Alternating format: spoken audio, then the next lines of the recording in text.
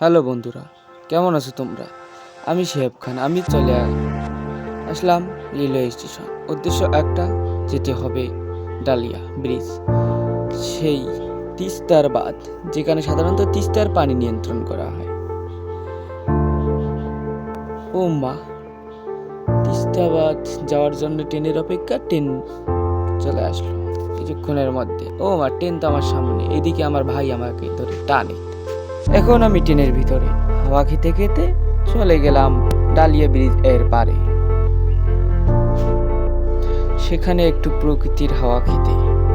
চলো বন্ধুরা, দেখা যাক ডালিয়া ব্রিজ কেমন, কি করলাম ওখানে, সেটা আজকে তোমাদের মাঝে তুলে ধরবো। তো বেশি কথা না বলে শুরু করি। Let's go. ডালিয়া ঢুকতে কালে দেখি ছাগলও চলাচল করে থাকে। আমার সামন দিয়ে একটা অটো চলে গেল, যে দেখি ওইখানে ভ্যান ধরে হাওয়া খায়। ডালিয়া ব্রিজের পারে উঠে এলাম ডালিয়াতে। আজকের আকাশটা যেন মেঘলা হয়ে আছে, তা দেখে আমার তো খুবই ভালো লাগছে। আকাশে মেঘ ছন্ন, আর এইদিকে দেখি বড় বড় মেশিন, টানার মতো সব যন্ত্র। যাই হোক, আমি সব নাম জানি না। এখানে দেখি কি প্রেমিকা ঘুরতে এসেছে দুইজন। দেখি তো আমি তো পুরোই অবাক।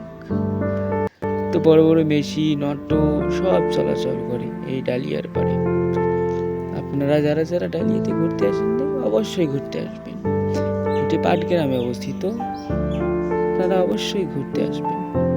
আমিও গিয়েছিলাম প্রথমবারের মতো, দেখি এসব, কিন্তু পানি পাইনি। পানি পাইলে তো মজাই হইতো।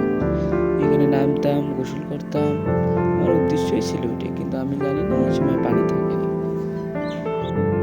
আকাশের অবস্থা ছিল খুবই খারাপ।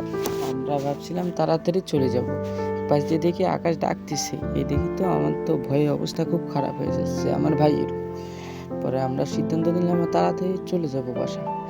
পরে আমরা আর বেশিক্ষণ অপেক্ষা করলাম না, খুব তাড়াতাড়ি চলে আসলাম বাসাতে।